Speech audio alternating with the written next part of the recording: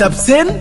mooy application bi tax nga mën a yónnee ak jot xaalis bitim réew ba Sénégal li ci neex mooy 2 euros dong ngay fay ca bitim réew ak nu xaalis bi mën a toll. soo nekkee Canada États-Unis wala Angleterre doo fay dara yomb na te gaaw na ci saa si nga jot message bi sa téléphone ay yow li neex na di. alors lan ngay xaar mën nga télécharger application bi ci Play Store ou Apple Store ci saa si nga daal di mën a yónnee.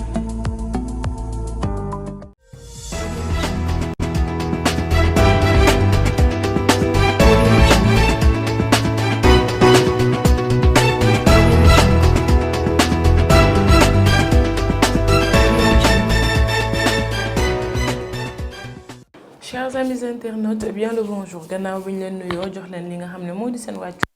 ñu leen di dalal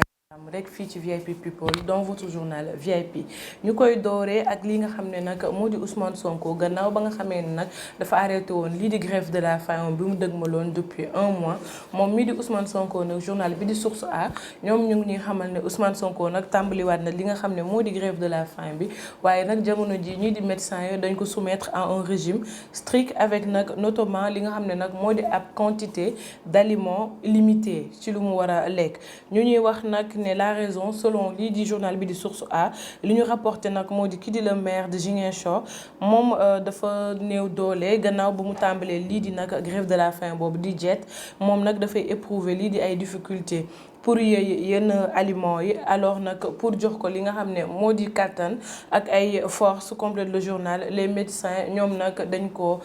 mettre sous perfusion moom moomee di Ousmane Sonko. ñu jàll ci New York arrestation musclée d'une dizaine de Sénégalais ñu ñuy xamal nag ne fële New York arrêté nañ lu tolloog fukk ci ay Sénégalais fële ca New York nekk ni démb mercredi ci ngoon ñu ñuy waxal nag c'était au cours d'une intervention musclée de la police de la ville américaine ñu ñuy wax nag ne les mis en cause ñi nag li ci ëpp mooy di ay marchands ambulants selon journal bi di Echo nga xam ne ñoom ñoo joxe information bi di wax ne à l'origine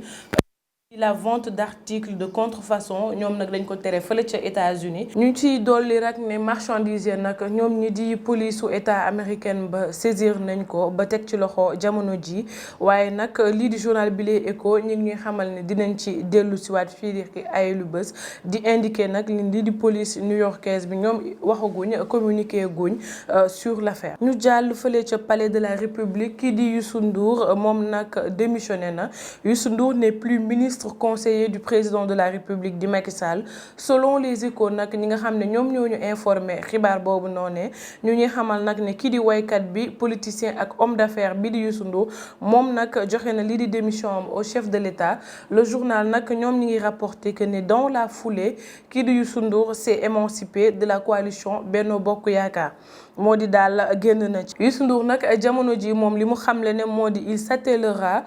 désormais à redynamiser li nga xam ne moo di son mouvement fekkee ma ci boole d'après nag même source journal ba ñu ñuy assurer que nag décision boobu du président conseil d'administration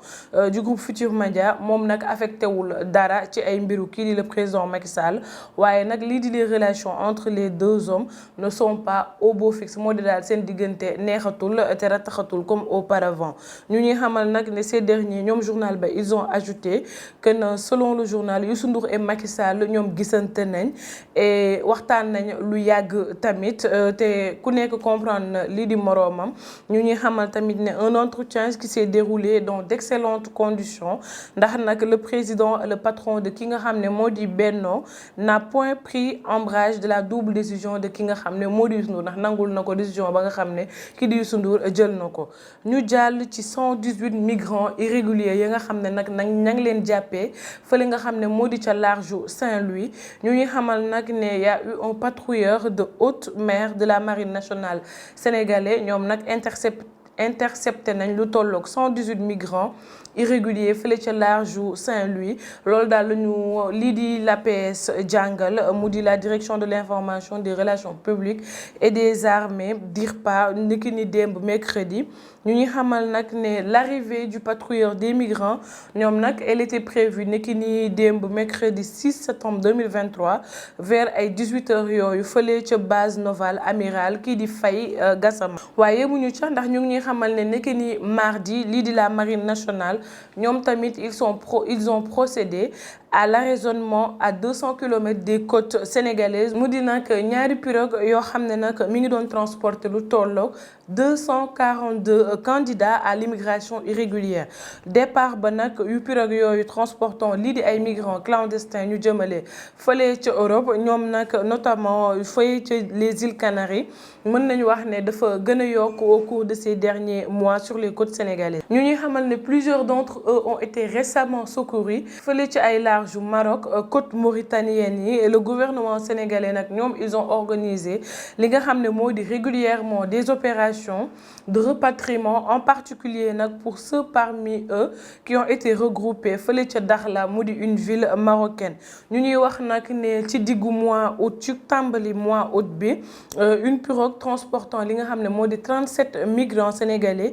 et un Bissau-guinéen a été secouru fële ci ay larges côtes capverdiennes après avoir dérivé nag pendant plusieurs jours. L'embarcation avait quitté lii di le village de Fass Boye ñu ngi xamal nag ne avant le départ de fële nga xam ne moo di Tivaouane Peulh depuis près d'1 mois plus tôt. lii nga xam ne nag moo di 7 personnes yi ci jotoon a ñàkk seen bakkan ci biir gaal ga ñoom nag mujjee nañ leen a denc fële ca l'île Sal ndax nag koor ya na mu jotoon a mel commencé décomposé wu mënuñu ko woon delloo si fi nga xam ne moo di Sénégal pour denc leen ñu ñuy xamal nag ne am na 37 rescapés yoo xam ne nag ils ont été repatriés à Dakar par un avion de l'armée sénégalaise. Pastef ñu ñuy xamal nag ne lii di la vague de libération se poursuit ndax nag après libération d'une centaine de détenus de Pastef am na yeneen patriotes yoo xam ne nag ñoom bàyyi nañ leen niki ni démb ñuy xamal depuis bi ñu leen placé sous mandat de dépôt depuis le 29 août dernier lañ leen doon toppee nag du lenn lu dul acte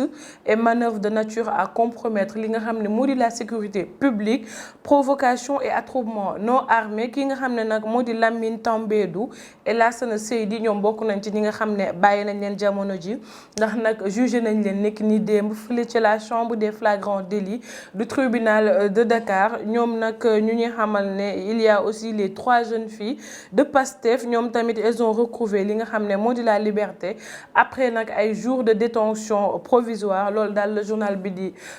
Libération daal di rapporté waaye mu ca ñu ñuy xamal ne fële ca Louga Abbas Ndiaye di coordonnateur communal de Pastef Ndiak Sarr moom nag chargé de la massification et Djibi Gueye ñoom tamit ils ont été libérés à la suite de leur procès ils ont été condamnés à li nga xam ne nag moo di 3 mois de prison avec sursis ils ont été placés sous mandat de dépôt depuis juin dernier. Agriculture qui dit le président Macky Sall moom nag il s'est rendu au sommet sur les systèmes alimentaires en Afrique à Dar et fële nga xam ne moo ci Salam qui dit le président de la République moom nag il est arrivé nekki ni démb en fin d'après-midi fële ca Dar et Salam mu di nag la plus grande ville et ancienne capitale de fële nga xam ne moo di Tanzanie ñu ñuy xamal nag là où s'ouvre niki ni tey jeudi le sommet sur les systèmes alimentaires en Afrique loolu daal lañu annoncé ne kii di le président sénégalais l'avion nag bi nga xam ne moom moo doon transporté kii di le chef de l'État a atterri vers 18h fële ca aéroport international Julius Nyerere ñu ñuy xamal nag il a eu droit à des honneurs militaires ñu ñuy xamal nag de il avait quitté plutôt li nga xam ne moo di Nairobi di la capitale kenyane où il participait depuis lundi au premier sommet africain sur le climat. La Tanzanie ñoom nag ils accueillent le sommet après qu'il ait été rebaptisé Forum des systèmes alimentaires africains objectif ba nag nekkul lenn lu dul de souligner li nga xam ne moo di l'ambition d'aller de l'avant avec la transformation du système alimentaire africain et de maintenir li nga xam ne moo di l'engagement ba nga xam ne jël nañ ko nag tout au long de l'année. Le journaliste de Sénégal kii nga xam ne nag moo di Khalil Camara moom nag ma nga doon présenter li nga xam ne moo di ay excuses aux autorités et au président Macky Sall ndax nag moom mii di le journaliste de Sénégal Khalil Camara a été déféré au parquet lañ ko doon toppee nag moo di la publication d'une contribution sur le site en date du 2 septembre mu ci doon intitulé la déclaration attendue de ki nga xam ne moo di Ousmane Sonko et signée par Boubacar Sall dont les contributions avec son adresse mail sont reprises par de nombreux sites fii ci Sénégal ñu ngi xamal nag ne ne prenant parti ci benn camp politique lii di Sénégal nag ñoom li ñu bëgg mooy nekk ab site objectif et impartial ndax nag après discussion kii di Khalil Camara présenté na lii di ay excuses aux autorités tout en expliquant ci biir contexte ba nga xam ne nag moom la relayé woon li nga xam ne moo di information boobu kii di Boubacar Sall nag moom pour rappel il est resté sourd à nos tentatives de le contacter pêle-mêle nanguwu caa wax ni yey yàbbi ci moom nag li mu wax les autorités sénégalaises notamment qui dit le président de la République Khalil Camara et le site Sénégal ñoom ñi ngi présenté seen ay excuses waaye nag ñuy xamal rek ne leur intention nekkul woon de donner une voix à chacun qu'il soit du pouvoir waaye ñoom nag li ñu xam ne mooy ne seen intention lenn rek la woon mooy jox ku nekk nga wax li nga xam ne moo di sa kàddu peu importe nga bokk ci opposition bi wala nga nekk nag ci parti au pouvoir bi ñu ñuy xamal ne nag la rigueur professionnelle n'a jamais été prise à défaut à jour même qu'il est publié li nga xam ne moo di contribution bi perdu son grand frère des suites d'une grave maladie muy wax nekk ne situation boobu sans nul doute fait manque de li nga xam ne moo di vigilance et explique qu'il est publié loolu nga xam ne moo di article boobu sans les vérifications nécessaires ya ca war nga xam ne moom la waroon a def notamment concernant li nga xam ne moo di contenu wu article boobu noonu il s'en excuse platement. Sénégal, une production d'or de 2,35 tonnes au deuxième trimestre de 2023 ñu ñuy xamal nag ne au Sénégal lii di la production d'or s'est établie à 2,5 tonnes soit nag 75 631 au deuxième trimestre 2023 en hausse de li nga xam ne moo di 17,7%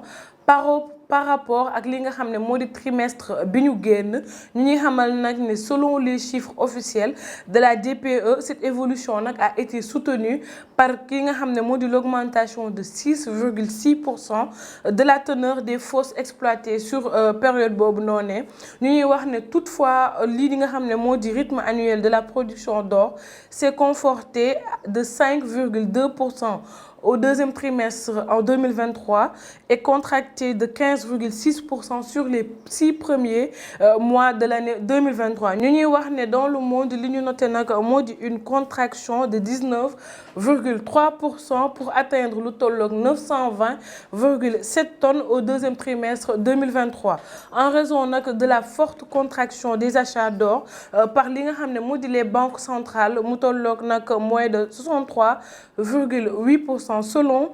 World Gold Council ñoom nag tirant ainsi lii di le cours du métal jaune en baisse mu tolloog 4,53% soit nag mu tolloog 1975,9 $ à l'once de la fin du mois de juin 2023. màggal gannaaw nag bi ñu génnee ci màggal ci lundi le 4 septembre bi ñu génn moom nag le bilan des accidents passe de 21 morts ñu ñuy xamal nag ne l'hécatombe se poursuit ci li nga xam ne moo di les routes de Touba après màggal gi ndax nag la brigade nationale des sapeurs pompiers ñoom ñi ngi dressé un nouveau bilan macabre nekk ni démb mercredi à la suite nag di ab accident bu am fële ca yoonu Gossas ba ñu ñuy xamal nag ne le nombre de morts est passé de 18 à 21 loolu daal lañ ñu yëgal fële ca Seneweb auprès des responsables de communication des sapeurs pompiers ñu ñuy xamal nag ne nekk ni démb mercredi ay 9h58 le poste de commandement a enregistré li nga xam ne nag moo di un accident mortel qui s'est produit fële ci aksu Gossas di Diourbel ñu ñuy xamal nag ne il s'agit de li nga xam ne moo di ab collision entre ñaari car transport lii di ab Ndiaga Ndiaye occasionnant li nga xam ne nag moo di 52 victimes dont 14 blessés graves 3 corps sans vie ak li nga xam ne ce qui porte nag bilan ba toll woon ci 18 jamono ji yóbbu na ko ci 21 morts loolu daal la déclaré kii di le capitaine Ndari Ndour moom di chargé de communication au détachement de la brigade nationale des sapeurs-pompiers à cet effet nag moom le patron de la cellule de communication des soldats du feu moom mi ngi invité li nga xam ne moo di chauffeurs yi ñu gën a dawal ak prudence ci yoon yi et respecter li nga xam ne moo di code de la route. 20e anniversaire au journal bii di Le Quotidien kii di Madiambal Diagne moom il a eu à offrir un somptueux cadeau à li nga xam ne nag moo di ay employés wam ndax nag 20 ans d'existence dans le paysage médiatique sénégalais mën nañu wax ne ça se fête et moom le président directeur général du groupe Avenir Communication, éditeur du journal Le Quotidien, di Madiambal Diagne, il a mis les petits plats dans les grands au grand bonheur de li nga xam ne nag moo di ay collaborateurs am di ay employés am plus précisément ndax ces derniers ont été agréablement surpris moom daal da leen a bettee ndax ak ab cadeau nag boo xam ne moom la leen offrir moom mii di PDG ba muy wax ne nag 7 mois après li nga xam ne moo di la commémoration le 24 février dernier du numéro 0 du journal. En effet, qui dit le Madiambal Diagne a offert des villas au personnel du journal Le Quotidien. Fallait te citer diaspora bu Bambilor. Il s'agit des logements sociaux yoo xam ne nag mu ngi ko jëndee lu tolloog 12 millions de francs CFA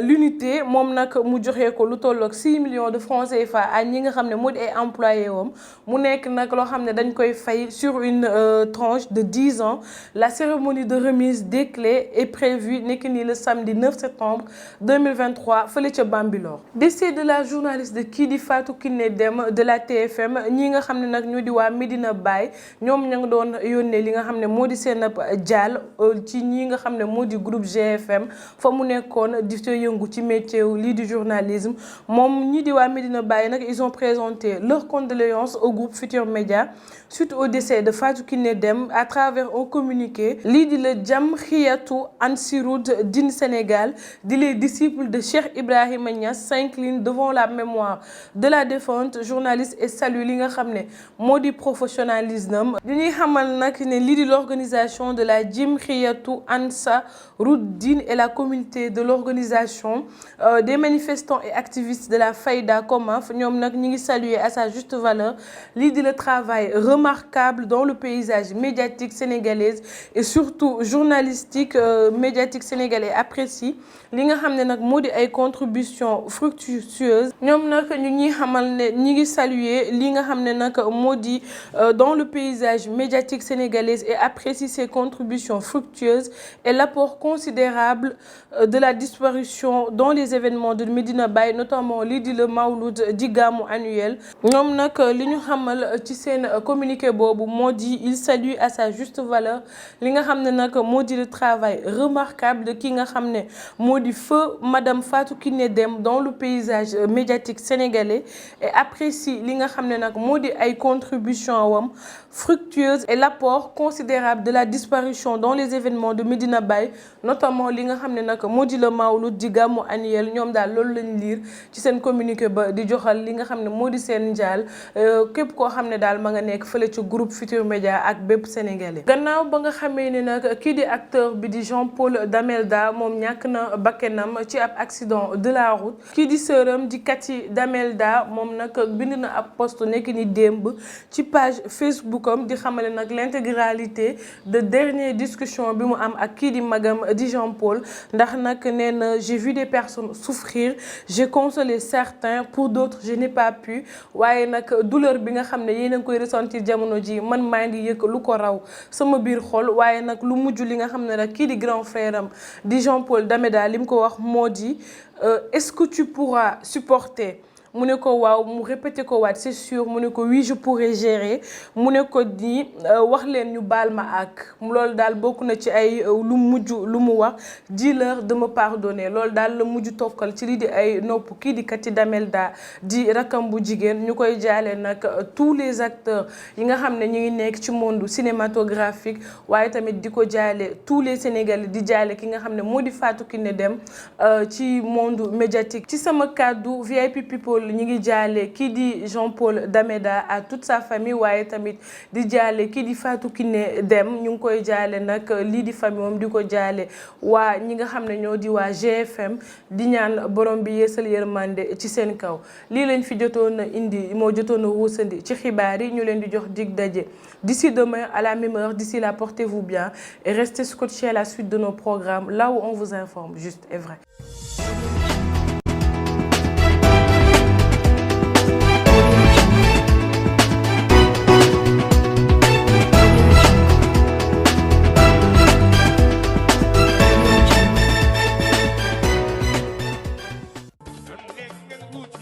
Hello guys, une bonne nouvelle avec TapTapSend, une nouvelle application sûre et rapide. Envoyez de l'argent partout à travers le monde, que ce soit l'Europe ou les États-Unis, avec TapTapSend. Utilisez le code promo TANGE26 et gagnez 10 € sur chaque transfert.